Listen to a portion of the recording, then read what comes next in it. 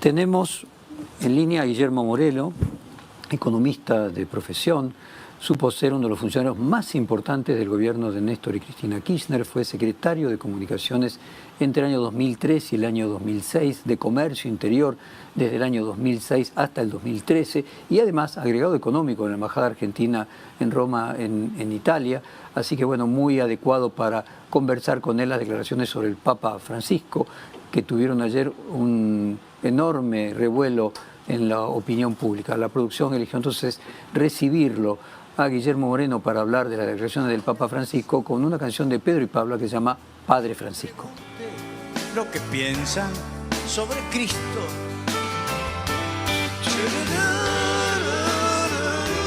Tienen otra preocupación. Padre Francisco, le han agregado un nuevo clavo al crucifijo. Muy buen día, muy buen año, Guillermo Moreno. Jorge Fontevecchia lo saluda. Vamos a cerrar la nota con otra canción. Le vamos a poner la marcha peronista cansada en ritmo de bossa nova en portugués para que lo disfrute. Otra marcha como la vez anterior que le gustó cuando le pasamos. Pero bueno, aquí teníamos lo del Papa Francisco por las declaraciones de ayer del Papa Francisco. ¿Le parece compartir juntos una breve parte del reportaje del Papa Francisco donde casualmente se menciona la economía argentina? ¿Cómo no? Gracias. Lo ponemos. Argentina en este momento, esto es, no hago política, leo los datos, tiene un nivel de inflación impresionante. En el año 55, usted no había nacido, en el año 55, cuando terminé mi escuela secundaria, el nivel de pobreza de Argentina era el 5%. Hoy está en el 52%, creo. ¿Qué pasó? ¿Qué pasó? Mala administración, malas políticas. Bueno, a su juego lo llamaron, Guillermo Moreno. Cuéntenos cuál es su visión de lo que dijo el Papa y responsabilidad de quiénes serían las malas políticas, de cuáles. Porque cada uno, Pichetto dice que son las malas políticas del peronismo, el vocero dice que las malas políticas de Macri y el neoliberalismo. Estoy muy interesado en conocer su propia interpretación. Mire, primero, está hablando sobre la Argentina, uno de los 3, 4 podríamos decir, pero yo digo 3 hombres más importantes de este momento. La mesa de Occidente ampliada, la mesa chica de Occidente que excluye a Xi Jinping, que excluye a China, son Putin, volverá a ser Trump y sin duda es el Papa. Entonces, primero tenemos que prestarle mucha atención, porque uno tiende a decir, bueno, el Papa nació en Flores, yo tuve la comunión con él, sí, yo hablaba con él, no, pero yo lo vi en la cancha de San Lorenzo, y entonces... Perdóneme, Guillermo, hay una frase que se dice que nadie es premio Nobel para su mujer en calzoncillos. Ahí está. En el caso del Papa, esa frase sería... Pero convengamos que el sentido es ese que estamos diciendo. No es profeta en su tierra, sería... Pero la adecuada. Pero no importa, se entendió y la suya es mucho más gráfica. Y entonces tendemos a subestimar. Entonces, una vocera de un presidente se le ocurre decir, bueno, el Papa quiso... El Papa dijo lo que dijo, está perfectamente informado, entiende todo, sabe todo. Y cuando el mundo se ordena, lo llaman a él.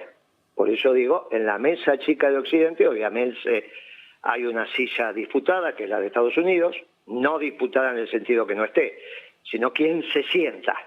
Se sentaba Trump, ahora se sienta Biden y seguramente se va a volver a sentar Trump. La de Rusia no hay duda, se sienta Putin, y el Papa se sienta como guía espiritual de la humanidad. No hay nadie, no hay ninguna religión que no diga el Papa es el que se tiene que sentar ahí. Y ese Papa es nuestro.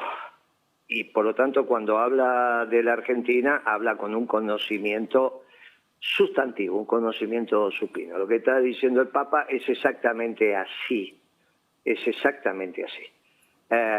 Critica a Alberto Fernández, critica a las políticas neoliberales de Macri, de las dictaduras, de Menem. ¿A quién critica? Mire, él está diciendo, poniendo una fecha, cuando él termina la escuela secundaria, yo le diría que incluso hubo momentos que la pobreza fue menor. Cuando fue el Cordobazo, sí, 1974 usted tiene ahí 4% de pobres. Ahí está. En el Cordobazo estábamos en un 2-3%. ¿Por qué no son exactas esas cifras? Porque no se medía la pobreza. En el campo, se medían por ejemplo, las claro. necesidades básicas insatisfechas. La pobreza es una medición en Argentina que empieza como decisión política con Alfonsín. Y la primera vez que se mide es con Menem, con la metodología de Alfonsín. Usted sabe cómo son los radicales. Entonces, Alfonsín tomó la decisión política y hasta que pudieron hacer la primera medición ya no estaba más Alfonsín. En ese equipo estaban todos los técnicos que estaban en el INDEC y contratados por afuera también, como corresponde, los expertos que había sobre población en aquel momento. Pero bueno, los radicales son así, usted lo sabe, demoran y bueno, la primera medición la hizo Menem. Por lo tanto, hablar estrictamente de la pobreza y comparar, tenemos que hacer estos empalmes entre las necesidades básicas insatisfechas y la pobreza. Ahora, perfectamente entendemos... A ver si le interpreto, perdóneme, Guillermo, porque sobre este tema hemos discutido muchas veces públicamente, cambiado opiniones con quien tiene, con Salvia, con quien tiene a cargo el Instituto de Medición de la Pobreza de la Universidad Católica Argentina, de que uno camina por Latinoamérica y ve claramente que la pobreza en la mayoría de los países latinoamericanos, no me refiero en Uruguay, que podría ser una excepción, pero en Brasil, en Colombia, en Ecuador, en Perú, es mucho mayor que en la Argentina. Claro. Sin embargo, ellos aparecen con 20% de pobres y nosotros con 50%. Muy bien. Entonces, es muy atinada su observación. ¿Por qué pasa eso? Porque no hay una medición, un parámetro mundial de medición de la pobreza. Cada país la mide como su instituto de estadística considera que hay que medirla. Alemania, por ejemplo, para ir al viejo ejemplo de Aníbal Fernández, mide la pobreza con respecto a aquellos que están alejados del ingreso medio. Entonces, si usted tiene un ingreso muy alto, obviamente sube el promedio de ese país. Entonces, todos los que están alejados de esa media son pobres, muy alejados son pobres. Ahora, aunque no tengan ninguna necesidad insatisfecha, claro. Mucho mejor que nosotros acá. Ahora, volviendo acá, una de las cosas que hablamos con Salvia... Perdóneme. Vale la pena aclarar. No, pero esto es muy importante aclararlo, porque ya que estamos en esto, así, lo que ahora demora un minuto, esclarece para adelante. El primero que cambia la medición de la pobreza en la Argentina, la metodología para medir la pobreza, es Macri. Es Macri. Todos los gobiernos de la dictadura, hasta Macri, midieron la pobreza de la misma manera, que es la metodología que había definido para la Argentina el equipo de Alfonsín, que fue el primero que tomó el trabajo técnico de medir la pobreza en la Argentina. ¿Qué hizo Macri? Como cada país es soberano para definir el criterio de pobreza que le considere que es correcto, él agudizó la manera de medir la pobreza para que dé más alta. ¿Se entiende lo que digo? Entiendo. Usted, por ejemplo, podría decir, aquella persona que no come un salame picado fino por semana es pobre. Y otro puede decir, aquel que no coma bondiola, 100 gramos de bondiola por semana es pobre. Estoy diciendo un ejemplo para que se entienda. Obviamente que la bondiola es más cara que el picado fino. Por lo tanto, va a haber mucha más gente que no comió 100 gramos de picado fino que de bondiola. Por lo tanto, cuando usted pone en la canasta la bondiola, es obvio que va a haber más pobres. Bueno, eso hizo Macri. ¿Para qué? Para que le diera la pobreza que ellos decían que había dejado el anterior gobierno. No hay problema, eso ya lo explicaron, está en el INDEC. Y la diferencia entre una medición y otra es de 14 puntos porcentuales. Por eso la UCA, que ese instituto de la universidad no es la universidad, eso es Salvia, que es un muchacho que de esto sabe poquito y nada, se lo digo con mucho conocimiento de causa. Al nivel que, ya que usted habla tantas veces con Salvia, no tenemos ningún inconveniente de hacer un debate que usted coordine, con las reglas de juego que pongan Salvia y usted. Yo voy y me entero en ese momento de las reglas y las cumplo. Lo hacemos, Guillermo, lo hacemos. Yo creo que Salvia va a aceptar sin gusto. Yo ya le estoy diciendo que Salvia no le va a aceptar, pero no hay ningún inconveniente. Usted tiene acá mi ofrecimiento público. Por lo tanto, lo que dice el Papa es exactamente la pobreza, medida como se midió siempre en la Argentina, contra la diferencia que debería haber ahora sobre unas situaciones que en realidad, debería estar 14 puntos más arriba todavía. Ahora, porque Guillermo, el Papa lo que le está dando son las cifras actuales, con las proyecciones actuales, con la inflación actual y el deterioro de los ingresos. Salvia le va a mandar muy cerquita de lo que dijo el Papa. Ahora, siguiendo con el planteo de ceteris paribus, porque finalmente de lo que estamos hablando no estamos comparando iguales, ¿no? Como cambia, Sí. Alfonsín coloca un parámetro, un protocolo, y Macri trata de modificarlo, pero esencialmente el primero constante es el que aparece con Alfonsín y que se empieza a medir recién a comienzos de los 90 con Menem. Cuando uno habla de 1974 con 4% de pobres, bueno, las estadísticas del 74 y las de hoy no son comparables, es a lo que íbamos, por lo mismo que usted acaba de exponer, pero además una de las cosas que aparece como por lo menos plausible es que en el 74 el conurbano bonaerense era 1/3 del actual y parte de la población que hoy integra el conurbano bonaerense vino de lugares donde no se medía la pobreza, del interior, del campo, y se medía la pobreza solamente en las grandes ciudades. Entonces, simplemente lo que pueda estar sucediendo, no simplemente, uno de los elementos que pueda estar sucediendo también, es la visibilización de una pobreza que no estaba medida. No, discúlpeme que lo corrija. Por favor. Obviamente que la encuesta permanente de hogares se hace en los aglomerados, en los grandes aglomerados. Se hace en todo el país, en los grandes Pero en aglomerados. los grandes aglomerados, claro. Claro. Pero después se reexpande al total de la población. O sea, si bien la muestra se hace sobre los circuitos urbanos, después se respande. Y esa expansión, en realidad, como metodológicamente está bien hecha, no trae mayores dificultades. Lo que le quiero decir es, mire, en realidad, lo que nosotros estamos diciendo ahora es, esto no son comparables porque Macri cambió la metodología, si no sería perfectamente comparable. Pero obviamente lo que está diciendo el Papa es que con la inflación de julio para acá, usted tiene el tercer trimestre, ahora le va a salir el cuarto trimestre, con la inflación que hubo, el deterioro de los ingresos, jubilados, pensionados, y el hallazgo, la singularidad, que por primera vez en la Argentina un hombre trabaja y es pobre. Eso violenta el salario mínimo vital y móvil, incluso en la dictadura. Cuando se discutía el salario mínimo vital y móvil, con la CGT intervenida y todo lo que usted quisiera, el piso del salario era el que garantizaba o bien que tuviera las necesidades básicas satisfechas o bien que no fuera pobre. Obviamente, lo de la pobreza ya no hay dictadura para acá. En necesidades básicas, ¿cuál era el piso del salario básico? Y del mínimo vital y móvil, ese salario mínimo que generalmente está debajo de los salarios de convenio, para que un hombre que trabajara no fuera pobre.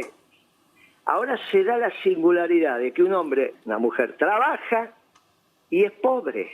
Mire, eso no pasó nunca en la Argentina. Esto es obvio, producto del desastre de las políticas neoliberales y socialdemócratas que imperaron en la Argentina de Alfonsín para aquí, menos en la década ganada, donde yo tuve el orgullo de participar de ese equipo con una actitud o un trabajo a destajo que usted resaltó cuando empezó la nota.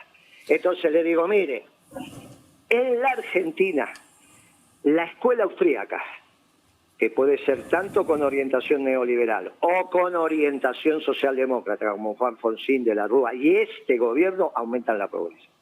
Con orientación neoliberal también aumentan la pobreza, porque es el capitalismo de los banqueros. ¿Cuál es el que baja la pobreza? El capitalismo de producción y trabajo. Ahora, en este siglo, o de la dictadura para aquí, el único esquema claro y contundente de un capitalismo de producción y trabajo fue el que inició Duhalde y se completó hasta la llegada de Kicillof. Y toma esa terrible decisión en enero del 2014 de devaluar. Irrumpe nuevamente este ciclo económico que nos está llevando a este desastre, que es el ciclo económico, ya sea neoliberal con Macri, los 2 últimos años, o socialdemócrata todo el resto. Guillermo, Claramente Kicillof es una cabeza socialdemócrata. Claramente los 2 últimos años de Macri fueron neoliberal con la llegada del Fondo Monetario, y claramente ahora Alberto Fernández y los ministros que tiene, sobre todo Guzmán, son socialdemócratas. No le voy a dar esa caracterización a Massa porque Massa es un muchacho que es abogado y bueno, sabe lo que sabe de esto. Massa en realidad está pensando que la economía es como jugar al tute cabrero. Y ahí está lo que está pasando ahora, ¿no? Entonces toma una devalúa para un producto, después hace una historia con las eléctricas y se supone que le tiene que condenar una deuda, y si no un día nos levantamos y dice que va a gastar 1.000 millones, no sabemos si va a comprar 1.000 millones de bonos en valor nominal o va a gastar 1.000 millones de dólares para comprar bonos. Bueno, ahí tiene usted. Le voy a decir, en reconocimiento, yo soy un gran lector, intento serlo con el tiempo que tengo, el único diario que sacó la noticia de Moody's de que consideraban esta maniobra de Massa como un default para la Argentina fue Perfil, al menos que yo leí de los diarios nacionales. Ningún otro diario sacó la noticia que usted sacó ayer. O sea, los economistas nos enteramos por Perfil que Moody's estaba catalogando esta maniobra de Massa como un posible default de la Argentina cuando saliera a ejercitarse sobre esos bonos que estaban comprando. En este caso, vamos a esperar la investigación, pero usted publicó la nota ayer. Porque la economía es algo mucho más importante que pensar que es un juego de taita, ¿no? A ver quién es el más vivo. Guillermo, a la larga no funciona así. Le propongo lo siguiente, entonces. Vamos a llamar a Agustín Salvi a ver si podemos hacer la misma semana próxima ese debate. Y si no se produce, si él no acepta, como usted supone y adelanta, lo volvemos a llamar para continuar el tema solo. ¿Le parece? Me parece extraordinario. Desde hace muchísimos años que quiero debatir con las reglas que ustedes definan con ese caballero. Vamos, y me encantaría hacerlo, así que cuente conmigo y con mi equipo. Vamos a alegrarle la mañana entonces y le vamos a hacer Pero escucharle eso despedida. No solo, escúcheme Jorge, no solo me alegra, sino que yo fue al primero que le dije que la misión del peronista es peronizar el mundo. Y usted me lo está confirmando, es extraordinario. Hasta un próximo encuentro, Guillermo. Muchas gracias. Hasta luego, gracias. Todos unidos triunfaremos e como sempre daremos